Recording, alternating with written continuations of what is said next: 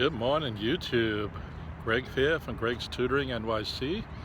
How y'all doing? Going to give a little run through of the Hunter College High School admissions situation for 2022. I've already left some videos on my channel for the past few years, and almost everything from that applies. So what I'm mainly going to talk about is the differences that are going on for this year's admissions. First of all, the exam is on Thursday, May 26th. Okay, so it's later than normal. It's normally held in January. This year it got delayed, I guess because of the pandemic and the political atmosphere and other situations. I'm taking a nice walk in Flushing Meadow Park here. Thought it would catch the cherry blossoms, but it looks like they already blossomed. But in the event, it's still nice. There's some on the floor here. You'll see it behind me. So again, the Hunter College High School admissions exam is on May 26th. This is for admissions to 7th grade. So this is for 6th graders, okay? And there is only one test date. This is true what they do all the time. There's almost always only one test date. So there's no makeup. There's no other recourse here. It's the only test that you're given. The deadline to register is May 11th at 4 p.m. Okay, you're going to go onto their system, and it's going to shut down at 4 p.m. on May 11th. So again, the test day is May 26th. The deadline to register is May 11th. If you go to hunterschools.org/HS admissions, I'll put that link at the bottom. So again, that's hunterschools.org/HS admissions. There's the link. There's a how to apply to HCHS in purple towards the bottom of the screen. So click on that. It'll bring you into another system where you're going to start the registration process. It's going to ask for your email is one of the main things. Your email is really important, critical to get your correspondence back and forth with Hunter. If your email is wrong, or don't use your child's email, use your email in a reliable way in some form, all right? Because that's going to be critical. If they send you a notice to follow up or something and there's no way to reach you, then you're not going to have that contact, all right? And don't wait to register. Don't wait till the last minute. Things happen, and if they need to get your records or something, you're going to delay your own admission registration, okay? On that note, if you don't know who your guidance counselor is yet, get to know them. Follow up and keep on their back. In addition to you guys sending the application, the guidance counselor also has to send them information like your transcript records and so on, all right? So they need that, especially if you're in a private school. So many of you got invitations from the NYC DOE, the New York City Department of Education, based on your grades. I'll get to that in a second. So if you're from a private school, you're homeschooled, you're going to have extra requirements and kind of extra paperwork, because Hunter worked with the Department of Education to get the notices out, the invites, okay? And on that note, an invitation is not a guarantee that you're taking the test. You must still apply to take the test. The invite does not mean to show up on May 26th and take the test. You can't do that. You have to apply, register, go through the process. There's normally a fee. This year there is no fee. The fee has been waived. Again, the past 2 years there's no fee. All right. So get on your guidance counselors back. Always follow up and make sure you're getting the right emails back and forth. Make sure your guidance counselor is meeting their deadlines. The guidance counselor's deadline is not necessarily May 11th. However, if it's your main application, that needs to be done. So the onus is on you, not the guidance counselor. You can't go back. Once the deadline's over, that's it. There's no ifs, ands, or buts about it. They're pretty rigorous and strong about that, okay, guys? And if you're homeschooled, make sure you have your reports and other things like that available, okay? And Hunter is going to verify the information that you put on your application. So don't get artistic, don't get liberal. Just put down what's right, because if it's not correct, they're going to come after you. If you're not sure about something, email them. They're HCHS admit at let me see, I have this written down here somewhere. here, HCHS admit at hccs.hunter.cuny.edu. I will also put that down in the description below. Okay, so we have the exam. It's going to be on May 26th this year. Deadline's May 11th. Make sure you get your application in on time. Follow up with your guidance counselor to see if they sent the information that Hunter is asking for. Okay, so again, you must get a ticket. Your invitation letter is not your ticket. You're going to get a ticket that's going to describe your exact test time and your exact test location. That's the difference this year. Normally there's 3 or 4 locations. Last year they added 2 or 3 more. This year there's going to be about 7 or 8 locations through all the different boroughs. They added some boroughs last year. And it used to be you can only apply to Hunter if you're a Manhattan student. Now you can apply from any borough, okay? So you're gonna take it at some CUNY locations, city university locations through the areas. For instance, if you're in Queens, you're probably gonna take it in York College, okay? I don't know if they're gonna let you choose that or not. That still seems to be determined. One thing that's changing this year as well is normally there's about 3,000 students who apply. And this year, they sent invitations to about 5,000 students. Now, of course, that doesn't mean that all 5,000 students are going to show up and take the exam, but the rate of processing the invite seems to be about 80% from what I could figure out.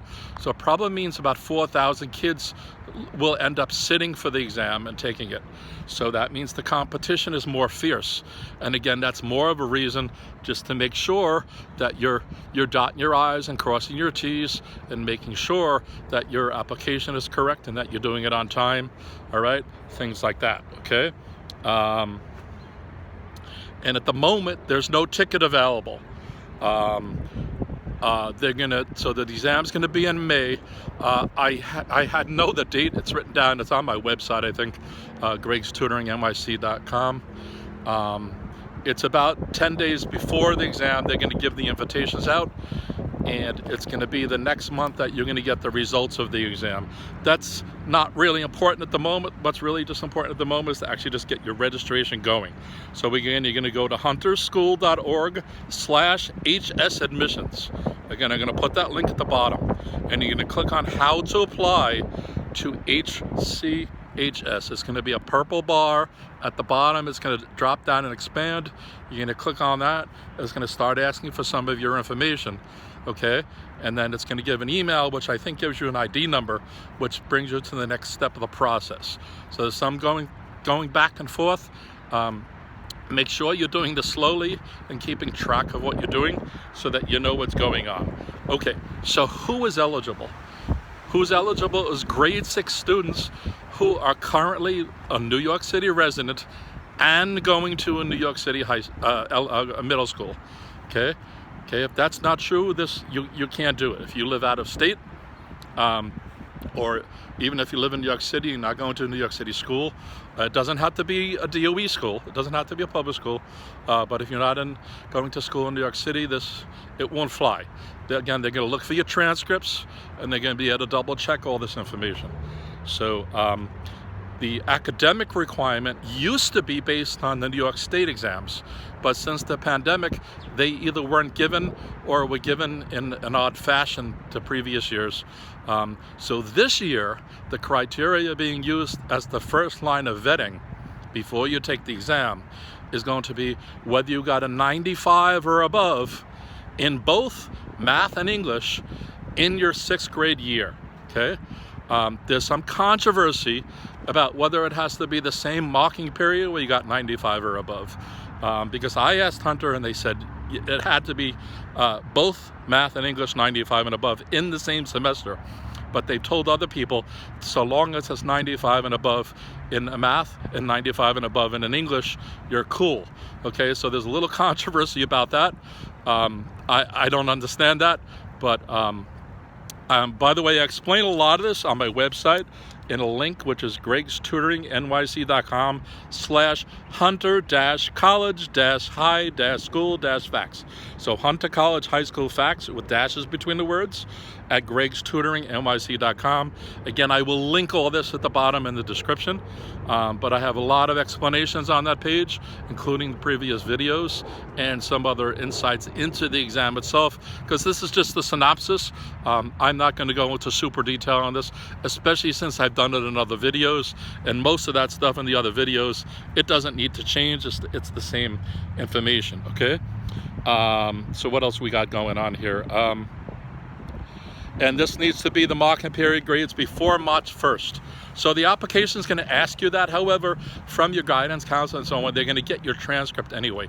If you're in a school that doesn't use numbers, like instead it uses A, B, C, D, then there has to be an equivalence that happens, and your guidance counselor would work with Hunter College High School to work that out, okay? So that's not anything you're gonna have to worry about either. Just put down the grade and let the guidance counselor and Hunter figure out that part. Okay, there is a second criteria, which is that not only do you have to get 95 or above in math and English, and again, the controversy is whether it has to be the same marking period or not, because again, they told me it did, and they told somebody else it didn't, but the second criteria is that you can't get below an 85, okay? So, for instance, let's say the first marking period, you got 100 in math and 100 in English, and the next marking period, you get 100 in math and 84 in English. That disqualifies you. So it means you need to always have above an 85, and you must have in one marking period above 95 in both, okay? So again, that's controversial. The good news is most of you who met the criteria already received the invitation letter, okay? So they work with the Department of Education, the public DOE, and work that out to get those numbers right. So the majority of those 5,000 students I was talking about earlier, they already received an invitation. So the few people who might have be unclear about that, you can obviously email Hunter, or best bet is to talk to the guidance counselor. Now, a lot of guidance counselors, especially in parochial and private schools, they don't know anything about Hunter at all. So that's another reason to get on their backs to make sure that they're going to follow up for you and that you can get your application submitted on time. Hunter's not going to babysit a lazy guidance counselor. Hunter's not going to babysit a guidance counselor who doesn't know what's going on. They will help them if they ask for help, but it's not their position, and that's reasonable. That's the guidance counselor's job. So on the same note, you can't go to the guidance counselor on May 10th and say, I want to go to Hunter, and they say, what's Hunter? Okay, so you need to do that today. You need to do that yesterday, actually, okay, because the test is basically in a month at this point. So it's something you guys need to get onto and figure out and do. So again, there's no state test cutoffs this year. Okay, no state test is being used for admissions to Hunter. Okay, there is never any interview for Hunter College High School. There is for the elementary school, but not for the high school. Okay, and there is no fees this year, and there was no additional rounds. So you fill in the application, you take the test, that's it. You either meet the cutoff of the test or you don't. Okay, if you meet the cutoff of the test, you get an offer. All right. So I mentioned before that there's now 5,000 invites, which probably means 4,000 test takers. If I understand, in the past, they did about almost 4,000 invites and normally got about 3,000 test takers. And it did dip during the pandemic, if I understand that as well, all right? So there's concerns and issues like that. So at the same time, the acceptance rate is tiny. It's super tiny. There's on average about 150 seats available out of 3,000. So now there's 150 seats available out of 4,000 to 5,000. So the percent of acceptance goes down, okay? So it means this is gonna be more competitive than ever, okay? At the same time, since they moved from using the state test to this 95 and above thing, the number of students, the demographics of the students taking the exam, it's going to be mostly the same, but it's going to be slightly different as well. So that's going to change the dynamics as well. It remains to be seen whether that makes the dynamics worse or better. right? So I would assume 90-something% of the same students are going to be in both groups. It might even be 99%. But that little 1% difference is going to make a difference, because when we move from 4,000 applicants to 3,000 or vice versa, we're really teetering from 5 to 6% now down to maybe 4.5 to 5% acceptance. So that's super tiny. Again, 4,000 kids, 125, 150 seats or whatever. Okay, so and it's not an easy test. There's usually 50 ELA reading comprehension questions. There's usually 30 math questions, and there's usually an essay prompt, which sometimes could be 2 prompts. They change it up between year to year. Each section of this exam is hard, and each has its own concerns and issues to kind of be dealt with. So the reading comprehension is tough in its own right. Some of you are familiar with what that is, but these are hard passages with hard questions. So you have to keep that in check. The math section has some really interesting questions. Checking out the grade level of proficiency. I have a list of some of the topics on my website, on that list, that link I gave before, which is GregsTutoringNYC.com/Hunter College High School Facts. Okay, again, I'll put the link below so that you guys can look at that. Okay, and then in addition to the math with all the challenging questions on that, there's the essay. Many of your students, even good writers, are not familiar with the requirements of this exam. And it's unique in its own right. It's asking not only for organizational skills, grammatical proficiency, but it's also asking for a level of creativity and asking the child to basically explore and reveal themselves in various ways. Hunter used to have a grammar section on the exam in addition to the reading comprehension, and now it's just the writing section, which encompasses that. So they're checking your grammar skills in addition to other stuff. When a student gets accepted into Hunter, the school is very writing oriented. It becomes an interdisciplinary activity that happens. So this is something that is pretty imperative for the child to be able to accomplish and do that. Remember, based on all sections, this is a rigorous school. I tutor some of the, I'll tutor a lot of kids for the entrance exam, but I also tutor a bunch of kids once they get into the school. And it's really interesting. There's lots of homework. It's very rigorous, and it's fairly challenging, okay? So that's why the test is of this nature, and it's gonna show them that the student is gonna be able to withstand the time there. And remember, this is just not grade 9, 10, 11, 12. The student is entering at 7. So they're going to be there for many, many years under this rigorous scenario. So they want to make sure that those kind of students are able to handle that kind of thing. Let's see here. So as far as we know, the test structure is the same. I just briefly described that. Again, I have other videos, and again, the link I gave to the Hunter thing on my website will have more details. You guys can always email me at GregsTutoringNYC@gmail.com. Anyway, the competition is going to be fiercer, so the skills, the pacing, the test-taking aspects are all going to be bumped up in the game here. Again, the essay is so unique for this exam, and they're looking for specific things. They're not just asking you to summarize a passage. They're not just asking you to explain something. You need to be very descriptive. This gets into the show, not tell stuff, and with its own little twist to it. So this has to be done right. And the main way it works, again, I have this on my other videos, but basically the reading comprehension of the math sections are done with bubble sheeting. So you circle in your answers and they get scantrons. So then out of the 4,000 or so students who take it, they're going to usually pick about the top 500, and their essays get read. Okay, and then from there, that's read multiple times by the Hunter College High School staff. and then that's added into it. And by the way, essays are read anonymously. Your student is giving a Hunter ID number, so they theoretically know nothing about your student as they're reading their essay. So theoretically, there should be no implicit bias or even explicit. So there we go with that. So again, the summary is grade 7 entry. The exam is on May 26th. The deadline is May 11th.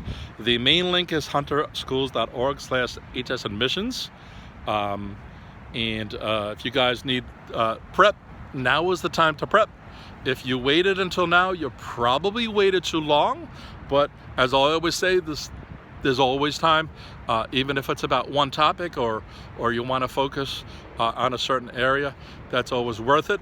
I would suggest not doing that and figuring out how to get it all done. Many of you are just finding out right now that this test exists and things like that. So, and it's only basically 5 weeks at this point. But it's possible. I've helped a lot of students get into Hunter, as well as a whole bunch of other schools, like all the New York City specialized high schools, students getting into taking the ISEE and the SSAT for private schools, students taking the TACHS. I was really pleased that many of my THS students got scholarships this year based on their scores and so on, getting basically 9s and above on it. That's wonderful. Some of my SHSAT students got in the 99th percentile. Real proud of that. So this is a test basically at that demanding of a level.